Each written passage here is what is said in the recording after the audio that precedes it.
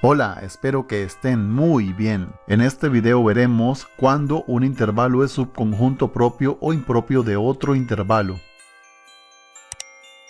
Tomemos este intervalo, de -6 cerrado hasta 5 cerrado. Ahora a este otro, el intervalo B. Pero antes de dibujar su gráfica, necesitamos ver cuál de estos intervalos está adentro del otro. Para saberlo, solo tenemos que fijarnos en los extremos de ambos. Si los dos extremos de un intervalo le pertenecen al otro intervalo, entonces ese intervalo es subconjunto de ese otro intervalo. En pocas palabras, es ver cuál intervalo está metido adentro del otro. Veamos los extremos del intervalo A. -6 y 5 no le pertenecen al intervalo B, entonces A no es subconjunto de B. Ahora veamos los extremos del intervalo B. Tanto el -3 como el 2 sí le pertenecen al intervalo A.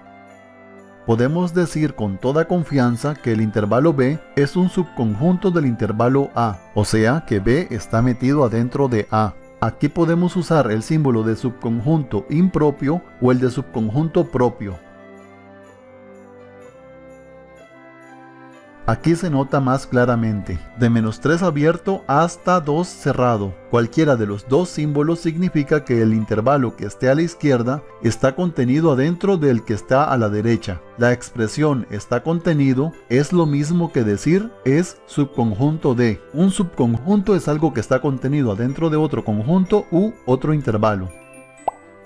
Veamos a este intervalo, de 2 cerrado a 171 cerrado. Como en la recta real que yo utilizo se puede ver hasta el número 9, es lógico que el intervalo continúe más allá de donde se puede ver hasta llegar a 171. Este otro intervalo será el conjunto de los reales positivos. Recordemos que se puede expresar de esta manera, de 0 abierto a más infinito. Todos los infinitos van abiertos. Antes de dibujar a la gráfica del intervalo D, veamos quién está contenido en quién. Los extremos del intervalo D son 0 y más infinito. 0 no le pertenece al intervalo C, y mucho menos infinito. Por lo tanto, el intervalo D no está contenido en C, pero ambos extremos del intervalo C sí le pertenecen al intervalo D, por lo cual el intervalo C sí está contenido en D. Recordemos que podemos colocar cualquiera de estos símbolos. Dibujando la gráfica del intervalo D, que empieza en 0 abierto y va a más infinito, se observa más claramente que C es un subconjunto del intervalo D.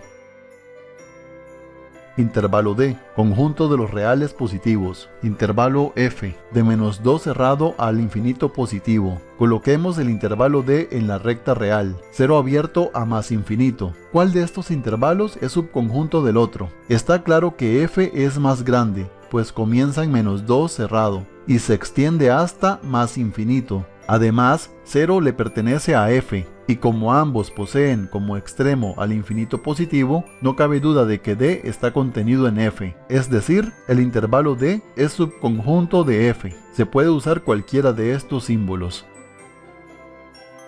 Intervalo G, de -8 cerrado a 1 abierto. Intervalo H, de -3 abierto a 3 cerrado. Para saber cuál intervalo es subconjunto del otro, veamos sus extremos. Si los extremos de G le pertenecen a H, entonces G está contenido en H, o al revés, si los extremos de H le pertenecen a G, entonces H es subconjunto de G. Aquí podemos ver que esto no sucede con ninguno de estos intervalos. Ambos son incompatibles, así que G no es subconjunto de H y tampoco H está contenido en G. Veamos que esta sección está afuera de este otro intervalo, y aquí también hay una sección que está en el exterior de este otro intervalo.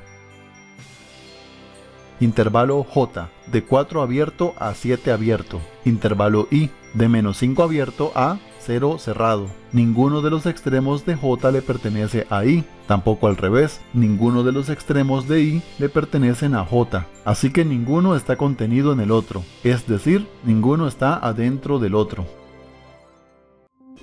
Intervalo P, de -4 abierto a 3 abierto. Intervalo M, de -4 abierto a 3 cerrado. Este ejemplo es un poco engañoso. Ambos intervalos tienen al extremo -4 abierto, así que por ahí están iguales, pero ahora hay que ver el otro extremo. P tiene a 3 abierto, o sea, en realidad P no tiene a ese 3, mientras que M tiene a 3 cerrado. Es decir, M sí lo tiene. Significa que M posee un elemento más que P. Eso nos dice que M es más grande que P. Por lo tanto, P está contenido dentro de M. ¿Y qué pasaría si este extremo estuviera cerrado? Vemos que el -4 le pertenece al intervalo P, pero a M no le pertenece. También podemos ver que 3 le pertenece a M, pero a P no, así que son incompatibles. Tenemos la misma situación que vimos en el ejemplo 4, solo que a una menor escala. Por lo tanto, en este caso, ninguno está contenido en el otro. Todos estos intervalos que hemos usado hasta ahora son arbitrarios, o sea, que los inventamos a como quisimos según cada ejemplo. En estos casos podemos usar cualquiera de estos dos símbolos sin problema.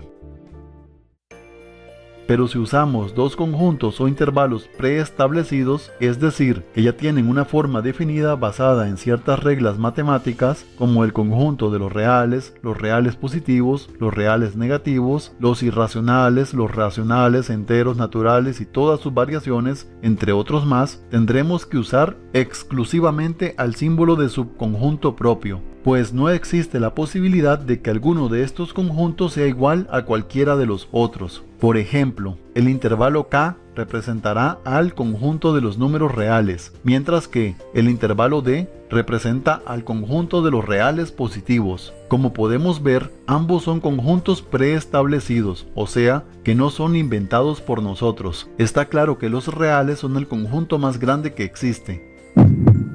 Por lo tanto, el intervalo D es un subconjunto propio de los reales y, al revés no, por si lo estaban pensando. Aquí únicamente se puede usar este símbolo. Y, si se están preguntando qué significa esta línea debajo de este símbolo, resulta que es un igual escondido. En este video que les dejo por acá, explico esto un poquito más detallado.